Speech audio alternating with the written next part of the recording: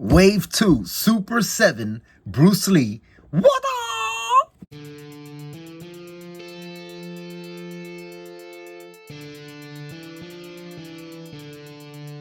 We have pretty much the same scheme we got in Wave 1. We've got a white cover and a gold cover. This time we have the Contender and the Fighter with the same dragon there in the background. And on the gold box, we also have the 4 cuts from that claw weapon in Enter the Dragon. So that's really cool. Look at the other side. I still can't read this.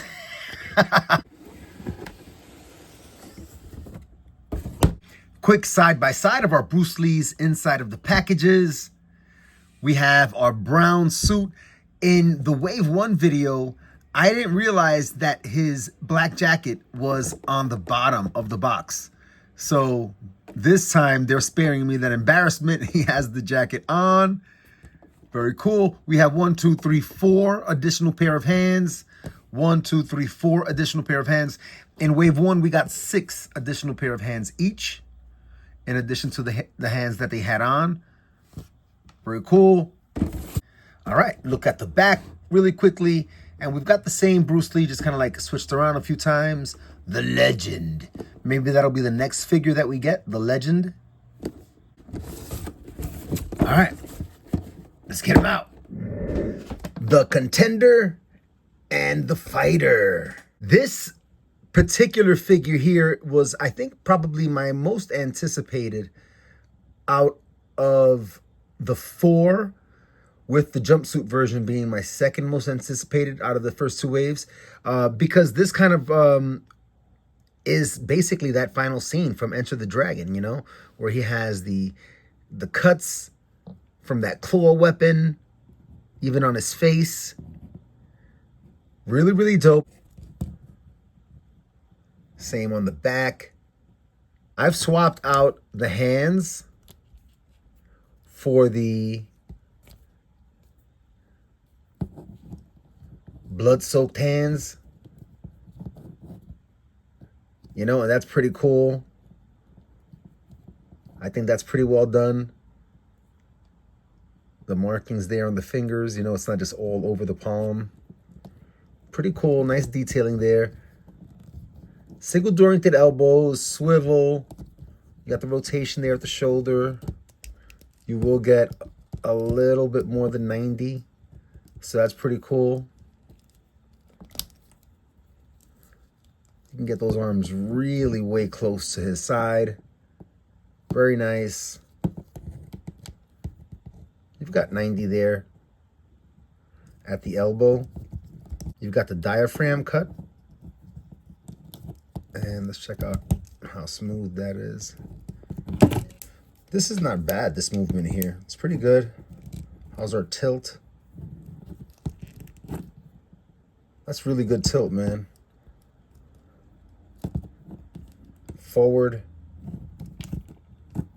Back is outstanding. Really nice. I like the way this figure moves. And like the sculpting, the proportions on his sculpting, the way the tricep, you can see it jutting out here from the front. See that? I mean, just the shoulders, the peaks of the shoulders. This is like a really nice sculpt. The battle-scarred fighter. Let's look at his accessories really quickly. Some of the standouts in terms of his hands with the blood on it, really dope. You've got the nose flicking hand. You've got your spear holding hands, or your nunchaku. You've got your fists, and of course, you've got the other kind of like, ooh. You have 2 nunchaku, and you have 1 with a small metal chain. And you have his spear. And last but not least, here we have the screaming head. And this one doesn't have as good a likeness, I think, as the portrait that I have on right now. Whoops, I've knocked every Bruce down. But I do think it looks good. You know, that scream that he gets going before he kind of like jumps and kicks him to death. So I think it's a good look, but I like this look better. And I'm glad that we're seeing paint on the portraits. Bring this one a little closer. I mean, that is a really good look. That is a really good look. And we've got some shading going on. Eyebrows are really well painted. We've got some painting on the lips. Really, really nice. Well done. The Contender. Now, this jacket can open. We're not going to do that today because as you'll see in the comparison, I still haven't gotten the jacket to close from the Wave 1 figure. But we'll lift the jacket up and we'll see that he does have the bare torso underneath the jacket. It is a 4-pocketed jacket in the front. Very cool. Nice little cuffs here with the white. I think that's a really nice touch. It feels great to the touch. His collar. Really nice stitching too, right? Nice and clean. Clean lines. The look on his face. Man, that is a great Bruce Lee look. And I gotta try to give you the lighting. There you go. I mean, that is a great, great look. No question about it. No question about it.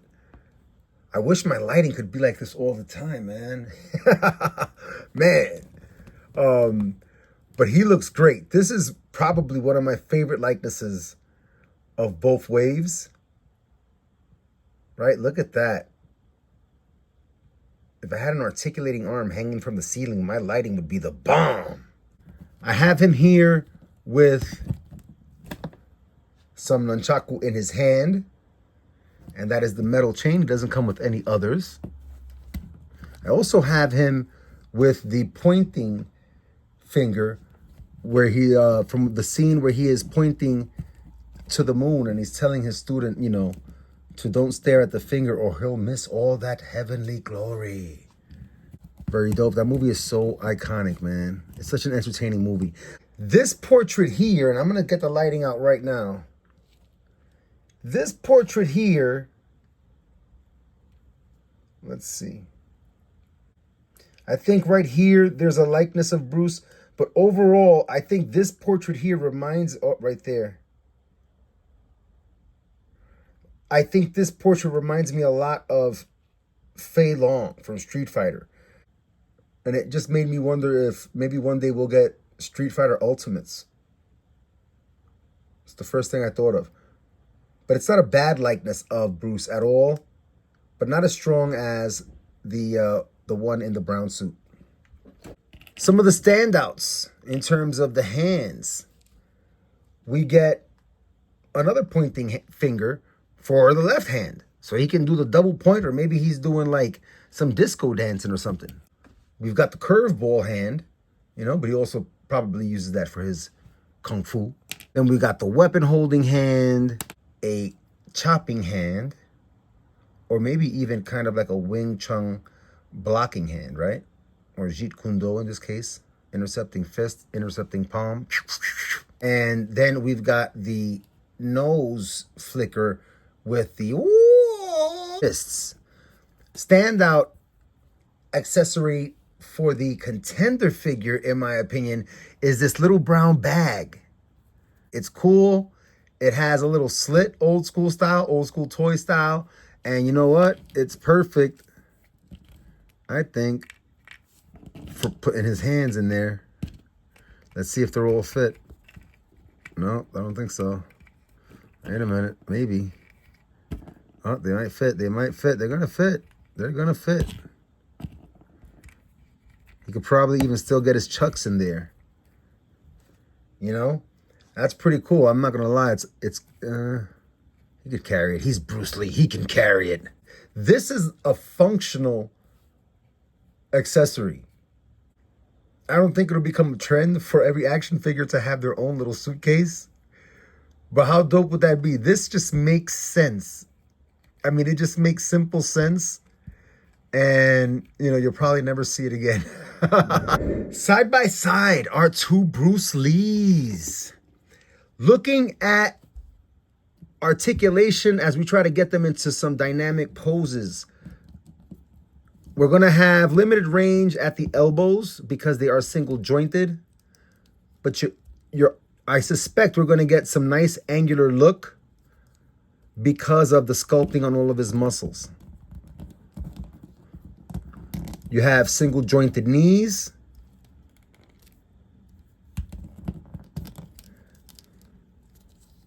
That, as you can see, don't really extend even to 90 degrees. So you have extremely limited range there. And that's surprising. But because of that, you're going to get poses that are crouching, but not completely kneeling down. You know, so you're not going to get the hero pose out of this Ultimates figure, but you are going to get what is a very stylized, dynamic looking Kung Fu pose, man. And you're getting that because of the sculpting on his muscles. You know, you're not going to get a lot of bend out of those knees, but I mean, look at that. You look at it for yourself, you know. Bruce's Kung Fu fighting. So very dope. Let's see what's going on with our friend here, even though he has the jacket on. Wow, but look, you see in this case, we have the 90 degrees. In the Contender, we have the 90 degrees. In the Fighter, we don't have the 90 degrees. And there we go. He is really discoed out. Very dope. Very, very dope. You've got good movement. You see that with the shoulders, easy getting them up there.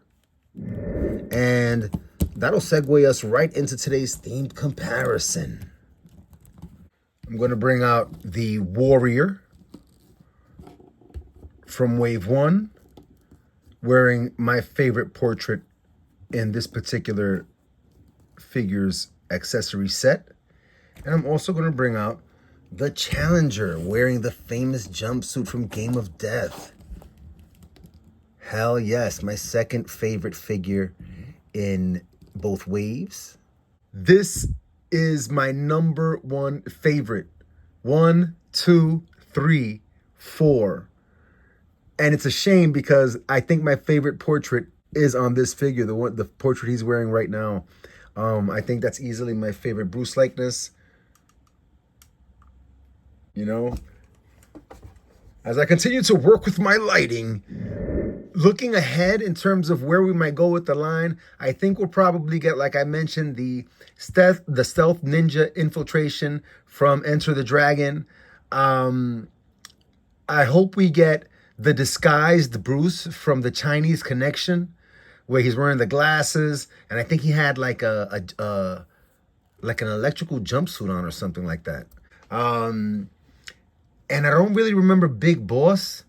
I don't really remember any particular looks from that movie. So I'm not really sure where else we're going to go with this particular line, but I'm excited to see what comes next. I really am. And they're the beginning of a build out of my Bruce collection. No question about it.